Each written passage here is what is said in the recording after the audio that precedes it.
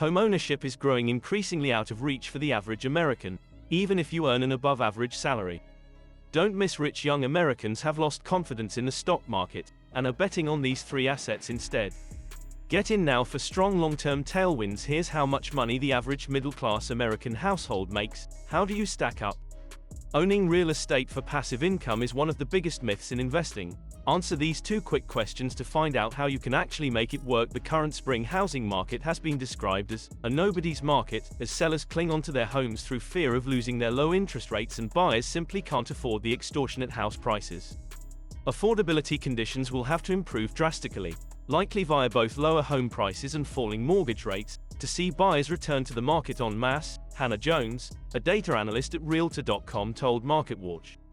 And while you could wait for the market conditions to change, there are other ways to get into real estate that don't necessarily require a six-figure salary.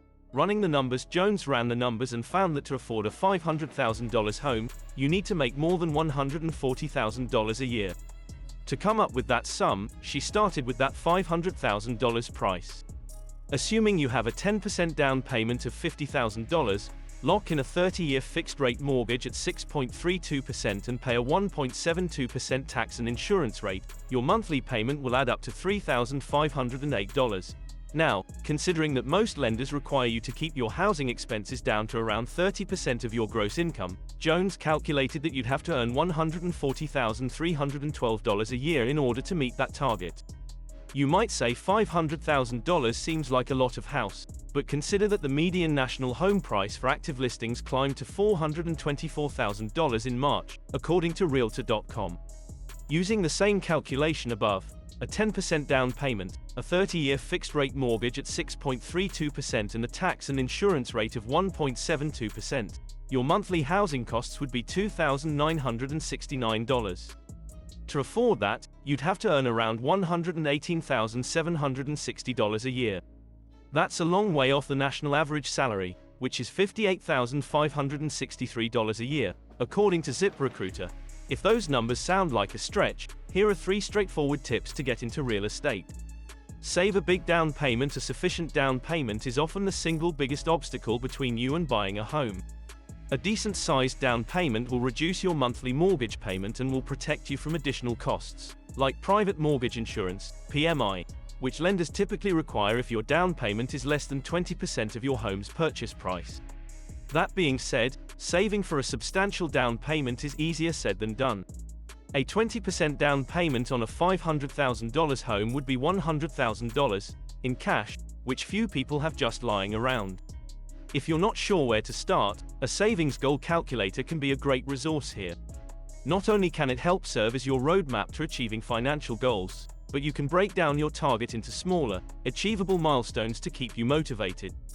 Alternatively, if you struggle with self-discipline when budgeting and managing your money, automating your savings by diverting a portion of your earnings, if your employer pays by direct deposit, or setting up recurring transfers to a savings account can help you stay on track.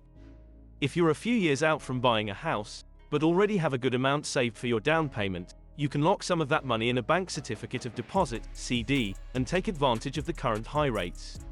And remember that when you buy a house, you not only need cash for a down payment, you'll also need some liquid funds to cover closing costs, appraisal and inspection fees, and legal fees up front, all of which can add up to a significant sum. Read more. Hold on to your money. Jeff Bezos says you might want to rethink buying a new automobile, refrigerator, or whatever. Here are 3 better recession-proof buys. Get the best loan possible without a mega salary or a sizable financial windfall, like an inheritance. It's unlikely you'll be able to buy a house without getting a loan. For homebuyers and those looking to refinance their current mortgage loan, there are several types of mortgages to choose from. Some loans, like FHA, USDA and VA loans, are backed by the federal government and are designed for low to moderate income Americans, rural dwellers and veterans, while others are typically only available to borrowers with a certain amount of income and a solid credit score. While you won't find the same standards across all lenders, the better your credit score, the more favorable your home loan will likely be. You can improve your score by doing things like paying your bills on time, keeping your credit utilization low and checking your credit report for errors. This should open opportunities for better loan options. A higher credit score can help you to qualify for a lower interest rate on your mortgage, which in turn could save you thousands of dollars in interest over the life of your loan. Regardless of what type of loan you qualify for, you should never take the first quote you're given. Experts recommend comparing at least 3 different offers before settling on one. Skip the buying process entirely if buying a home is off the table. For now, you might want to consider investing in real estate in other ways. Prime commercial real estate has outperformed the S&P 500 over a 25-year period, and until recently, only the ultra-rich with millions to invest were able to get in on that action. But new platforms have opened up opportunities like this to regular retail investors. Another great way to profit from the real estate market is investing in a real estate investment trust, REIT. REITs are publicly traded companies that own income-producing real estate like apartment buildings, shopping centers, and office towers. They collect rent from tenants and pass that rent to shareholders in the form of regular dividend payments.